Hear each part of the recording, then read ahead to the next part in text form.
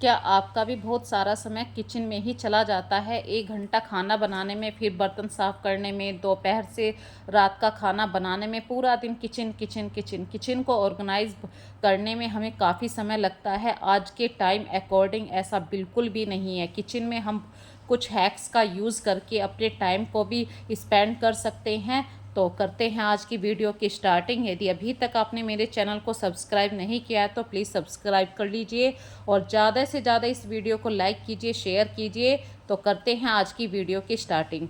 तो सबसे पहले तो फ्रेंड्स मैं आप सबका वेलकम करना भूल गई, तो वेलकम करती हूँ आप सबका। और हमारा जो किचन है, देखिए हम हमेशा 10-15 दिन में कुछ ना कुछ किचन में ऐसा काम करते हैं जो वीकली होते हैं। जैसे घी बनाने का काम होता है, तो घी जिस दिन हम बनाते हैं, पहला दिन होता है मलाई डालने का, तो हम उसी दिन उसमें जामुन लगा देते हैं, मतलब थोड़ा सा दही लगा देते हैं। और फिर हम 10 दिन तक लगातार मलाई के ऊपर मलाई डालते रहते हैं। जब 10 दिन हो जाते हैं तो हम मलाई से घी बनाते हैं। तो हमें कुछ पानी भी डालना होता है, तो पानी जब हम डालते हैं तो वो मट्ठा सा खट्टा हो जाता है। अब ये गर्मियों में इस मट्ठे को पी नहीं सकते, लेकिन इसका हम यूज़ कैसे करें? तो मैंने इस मट्ठे को एक बाल्टी में डाल लिया है और जितने भी मेरे घर के पीतल के, तांबे के बर्तन हैं, मैंने इसके अंदर डाल दिए। लेकिन देखिए मट्ठे की मात्रा कम थी और बर्तन ज़्यादा हो गए, तो मैंने एक के अंदर एक बर्तन कर दिया। इससे क्या है, थोड़ा सा जगह बच गई। जो बर्तन हैं उन पूरे पानी के अंदर डिप हो जाएंगे। और आपको ये चेक करवाने के लिए कि ये ट्रिक काम करती है या नहीं, इसीलिए मैंने प्लेट को पूरा फिल नहीं किया, क्योंकि तांबे के और पीतल के बर्तनों पे बहुत जल्दी निशान लेयर बन जाती है। तो ये मट्ठे की लेयर आपको ज़रूर दिखाई देगी। मैंने कोई केमिकल यूज़ नहीं किया है, ना पीताम्बरी, ना नींबू का रस। बस सिंपल जो साबुन है जिससे मैं अपने बर्तन साफ़ करती हूँ, उससे अच्छे तरीके से रब किया है ये पीतल के, तांबे के बर्तनों को। और आप ही की आंखों के सामने देखिए, बस पानी से इसको वॉश कर रही हूँ। जब मैंने ये साफ़ करी है, जितने एरिया में मट्ठा भरा हुआ था वो एरिया बिल्कुल प्लेट का चमक गया है। जिस एरिया पे मट्ठा नहीं लगा था वो अभी भी हल्का सा ब्लैक है। तो इसी तरीके से मैंने, देखिए पीतल के गिलास है, कटोरी है, या तांबे के हमारे ये बर्तन अच्छे तरीके से रगड़ के साफ़ किए हैं। यदि ये ट्रिक आपको अच्छी लग रही है तो प्लीज़ मुझे कमेंट करके ज़रूर बताना। और ऐसा बिल्कुल भी नहीं है कि आप पूरा किचन में ही टाइम देते रहें तभी आपकी किचन बिल्कुल साफ़ रह सकती है, ऑर्गेनाइज रह सकती है। कुछ काम यदि आप हफ्ते में भी करते हैं तब भी आपकी किचन बिल्कुल ऑर्गेनाइज रहती है। देखिए अपने लिए भी समय निकालना बहुत ज़रूरी है। किचन के काम तो कभी भी ख़त्म नहीं होते, लेकिन कुछ ट्रिक के ज़रिए हम अपने बर्तनों को चमका कर रख सकते हैं। अब डेली टू डेली तो आप पीतल के बर्तनों को इस तरीके से साफ़ नहीं कर पाते हैं, लेकिन कुछ ट्रिक के थ्रू, जैसे कि मैंने हफ्ते में ये प्रोसीजर यूज़ किया है, तो आप अपने सारे बर्तनों को चमका कर यूज़ कर सकते हैं। अब ये जो बचा हुआ मट्ठा है इसको मैं फेंकूंगी नहीं, रख लूँगी और इससे मैं अपनी लोहे की कढ़ाई को बहुत आराम से साफ़ कर सकती हूँ। तो मैंने आज ये छोटी सी ट्रिक आपके साथ शेयर करी है, तो मुझे प्लीज़ कमेंट में ज़रूर बताना, क्या आप लोग भी इस तरीके की ट्रिक को यूज़ करते हैं?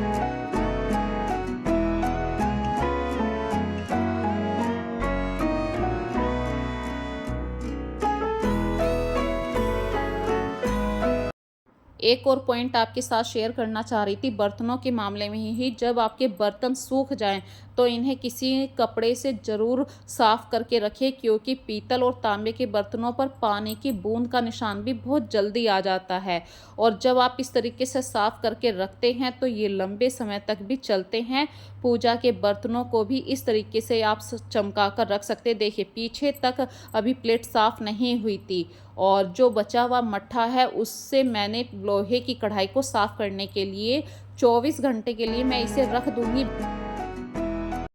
24 घंटे में भई सुबह का जो टाइम होता है, एक बार जब हम खाना बना लेते हैं तो अपने गैस को हम पूरा डीप एंड क्लीन करते हैं, ये डेली के काम होते हैं। लेकिन उस समय आप थोड़ा-सा हाथ अपने जो बोर्ड होते हैं उस समय वहाँ पर भी लगा देंगे या गैस के पीछे साफ़ कर देंगे, तो ये छोटे-छोटे से पॉइंटों से भी आपकी किचन हमेशा साफ़ रहती है।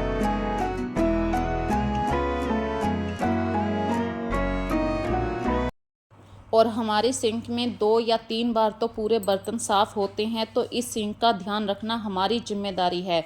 तो इसको साफ़ करने के लिए देखिए मैंने विनेगर, बेकिंग सोडा और जिस साबुन से आप अपने बर्तन साफ़ करते हैं, विम है, विम लिक्विड है, वो यूज़ कीजिए और 10-15 मिनट के लिए आपको ये छोड़ देना है। ये सॉल्यूशन बना के आप छोड़ दीजिए, तो सिंक से जो बदबू आती है वो बदबू भी ख़त्म हो जाएगी, कोई भी स्टेन नहीं रहेगा जैसे पानी के निशान हो जाते हैं, और हमेशा आपकी सिंक इस तरीके से चमचमाती रहेगी।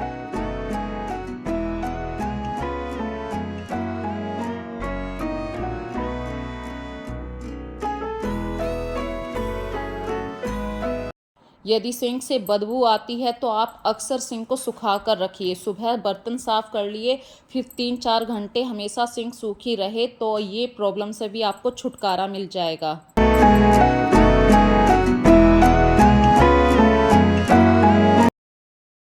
टाइम सेविंग हैक एक और है मेरे पास, वो है वाइट कपड़ों की क्लीनिंग। अक्सर हम सभी के घरों में वाइट कपड़े कोई ना कोई यूज़ करता है, तो कुछ मिट्टी के निशान, कुछ पाँव के पास निशान या कैसे भी निशान आ जाए, तो वाइट कपड़ों को ब्राइटनेस लाने के लिए आप थोड़ा सा ब्लीच यूज़ कर सकते हैं। एक ढक्कन ब्लीच पाउडर और थोड़ा सा एक सूखा पाउडर आता है, उससे कपड़ों में चमक आती है। यदि कपड़ों में कहीं पर दाग भी है तो वो दाग भी इस पाउडर से चला जाता है। तो मैं थोड़ा सा सर्फ के साथ ही इस पाउडर को ऐड भी कर देती हूँ, और पानी से वॉश करने के बाद, ड्रायर के बाद आप कपड़ों को धूप ज़रूर लगाएं। धूप से कपड़ों में एक शाइनिंग आती है।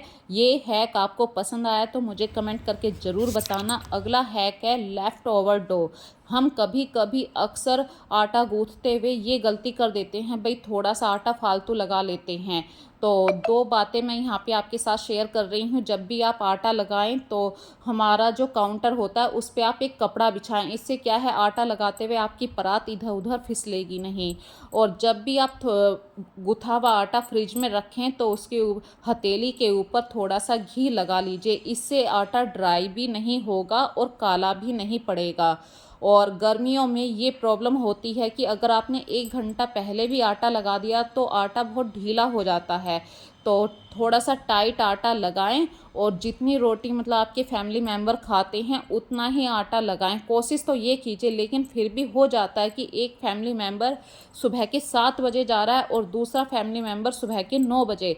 तो 7 बजे वाली रोटी कोई नहीं खाता है, अक्सर हर किसी को गर्म रोटी ही पसंद आती है। तो आप कोशिश कीजिए उस आटे पे घी लगा के रखिए, तो घी लगाने से वो रोटी नरम रहेगी, मुलायम आएगी और स्वादिष्ट भी बनेगी।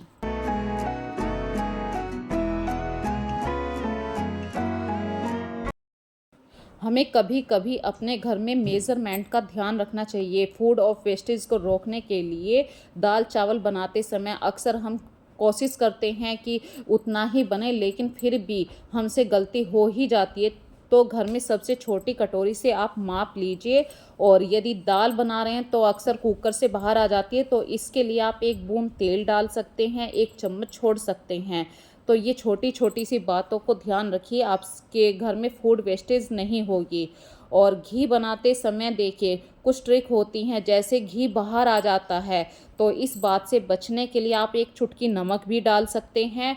और जो घी की भाप होती है, यदि आप अपने हाथों से साफ़ करना नहीं चाहते हैं तो घी की भाप से ही घी की चम्मच अलग हो जाती है, मतलब घी चम्मच से अलग हो जाएगा। और घी को आप अच्छी तरीके से पकाइए,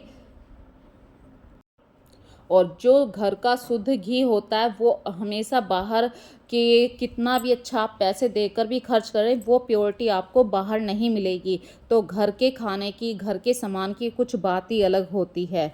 तो आज की ट्रिक मैंने आपके साथ काफ़ी सारी शेयर करी हैं। अगली ट्रिक मैं आपके साथ शेयर कर रही हूँ। अक्सर हमारे घरों में जब सामान आता है वो पॉलीथीन के अंदर आता है। पॉलीथीन से जब हम किसी कंटेनर में डालते हैं तो वो अक्सर बाहर बिखर ही जाता है। तो यदि आप इस प्रॉब्लम से बचना चाहते हैं तो एक बड़े से बर्तन में कोई भी आप बाउल भी ले सकते हैं, उस पॉलीथीन से सारा सामान उस कटोरी के अंदर डाल लीजिए। अब आसानी से आप दोनों हाथों को लगाकर कंटेनर के अंदर इस सामान को डाल सकते हैं। ना तो सामान आपका बाहर गिरेगा, और आप आराम से कोई भी एक्स्ट्रा सामान यूज़ करे हुए अपने कंटेनर में सामान को फिल कर सकते सकते हैं। लेकिन कुछ ऐसी पैकिंग भी आती है जिनसे आप उतना ही सामान अंदर डाल सकते हैं कंटेनर में। तो ये आप थोड़ा-सा अपने माइंड को थोड़ा-सा शार्प करके अपने घर के कंटेनर्स को फिल करिए, अपने किचन को नीट एंड क्लीन रखिए। अगली छोटी-सी बात बता रही हूँ, देखिए जब हम मॉपिंग करते हैं अपने घर में, झाड़ू लगाते हैं, पोछा लगाते हैं, उससे 5 मिनट पहले यदि आप अपने घर के जो सामान होते हैं, ड्रेसिंग के सामान होते हैं, उनको थोड़ा-सा 5 मिनट दे दीजिए। तो 5 मिनट देने से ही आपकी dressing area daily to daily use होने वाले सामान जो होते हैं वो अपनी प्रॉपर जगह पे आ जाते हैं और आपका घर बिल्कुल नीट एंड क्लीन हो जाता है। छोटे छोटे पॉइंटों से ही हम अपने घर को एक व्यवस्थित घर बना लेते हैं। और गर्मियों में आप कितना भी घर को बंद करके रख लीजिए, डस्ट ज़रूर आती है, क्योंकि आंधी भी चलती है और डस्ट कहीं से भी आ जाती है, रोके नहीं रुकती है। तो अपने घर में 5 मिनट डेली दीजिए जब आप मॉपिंग करें।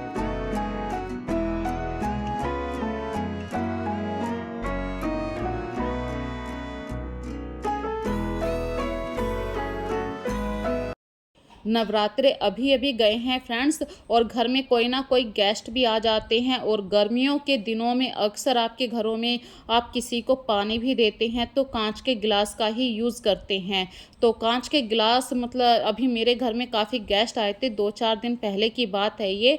तो जहाँ पे मेरी क्रॉकरी रखी रहती है वो बहुत ज़्यादा डिस्टर्ब हो गई थी, और मैं रोज़ सोच रही थी 2 दिन से कि इसको अरेंज करूँ।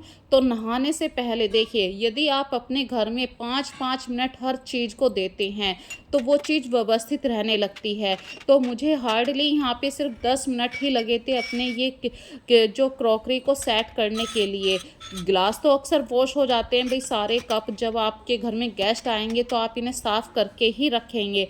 लेकिन जो अरेंज करके रखना होता है वो भी जगह आपको क्लीन करनी होती है। तो बर्तन पूरे साफ थे, बस उनको सही से अरेंज करना था। तो इस चीज़ के लिए मैंने सिर्फ 5-10 मिनट यहाँ पे दी, और मेरी क्रॉकरी जहाँ पे मैं रखा करती हूँ वो जगह बिल्कुल नीट एंड क्लीन हो गई, साफ़ हो गई और सही से व्यवस्थित भी हो गई। इस तरीके से यदि आप अपने घर में डेली कुछ ना कुछ समय देते हैं तो पूरा दिन भी आप किचन में बिज़ी नहीं रहेंगे और आपकी किचन भी व्यवस्थित रहती है। और इंडियन किचन में काफ़ी सारे मसाले होते हैं, काफ़ी सारे बर्तन होते हैं, और क्रॉकरी तो हर लेडीज़ की जान होती है। अगर मसाला बिखर जाए तो लेडीज़ के मन में, मतलब जो हाउसवाइफ होती है, हाउस मेकर होती है, उसके मन पे इतना जोर नहीं पड़ता है कि कोई बात नहीं मसाला बिखर गया है। लेकिन अगर क्रॉकरी में से एक गिलास टूट जाए तो जान अटक जाती है। तो क्रॉकरी सभी की जान होती है, क्योंकि क्रॉकरी से ही आपके घर की वैल्यू भी होती है। अक्सर आपके घर में गेस्ट आते हैं तो आप कोशिश करते हैं कि मेरे घर में जितनी भी अच्छी चीज़ है, जितना अच्छे से अच्छा गिलास है, मैं उसमें सामने वाले को पानी सर्व करूं, अच्छे से अच्छे बर्तनों में सामने वाले को खाना खिलाऊं, चाहे खुद मैं अपने आप भूखी रह जाऊं या बिना घी की रोटी खा लूं। तो ये एक लेडीज़ के मन में, सभी के मन में होता है। और फ्रेंड्स, काम करते हुए देखिए भूख लगने लगी थी तो एक कप चाय पीने का मन करा। और मैं चाय, आप सबको ही पता है चाय पीती हूँ, लेकिन मेरे हस्बैंड गुस्सा कर रहे थे, चाय मत पिया करो, इतना गर्मी हो रही है। तो मैंने आज दूध में हल्की सी पत्ती लगा ली, और अपने आप को रिचार्ज करने के बाद मैं आ गई हूँ फाइनली।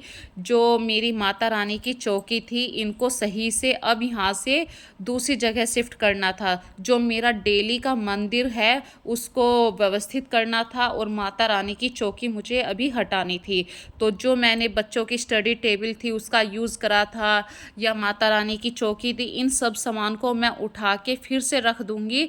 क्योंकि भाई पूरे जो नवरात्रे होते हैं उन दिनों में सिर्फ शेरों वाली की पूजा होती है, और कान्हा जी की पूजा मैं अक्सर किया करती हूँ। तो अपने भगवान जी को स्नान करवाने के बाद, पूरे मंदिर की साफ़ सफाई करने के बाद, जो भगवान जी को भी वस्त्र पहनाऊंगी वो मैं आपको कल वाली वीडियो में दिखाऊंगी, क्योंकि आज की वीडियो काफ़ी लंबी हो गई है। तो फ्रेंड्स, अब मैं करती हूँ आपसे बाय टाटा, क्योंकि वीडियो से जाने का टाइम हो रहा है। आज की वीडियो में यदि आपको कोई भी बात पसंद आ रही है, कोई भी बात, छोटी से छोटी बात भी आपको अच्छी लग रही है, तो प्लीज़ मुझे कमेंट करके ज़रूर बताना। और इस वीडियो को ज़्यादा से ज़्यादा प्लीज़ लाइक कीजिए, शेयर कीजिए, कमेंट कीजिए, क्योंकि जब आप लोग कमेंट करते हैं तो मुझे एक बहुत बड़ी हिम्मत मिलती है। आप लोगों की ये जो मुझे कमेंट करके हिम्मत देते हैं आप लोग, मुझे इसमें आगे बढ़ने का एक रास्ता मिल गया है। देखिए, प्रॉब्लम तो सबकी लाइफ में आती है, लेकिन उस प्रॉब्लम से हम कैसे छुटकारा पा सकते हैं या अपने टाइम को कैसे बचा सकते हैं, यही था आज की वीडियो का छोटा सा टॉपिक। इस टॉपिक को ज़्यादा से ज़्यादा आप पसंद कीजिए। पहले भी ये सारी बातें सब जानते हैं, सब सुनते हैं, पर अपनी लाइफ में इन्हें कोई शामिल नहीं कर पाता, क्योंकि सब सोचते हैं अरे कर लेंगे कर लेंगे। तो यही था आज का video. So take care friends.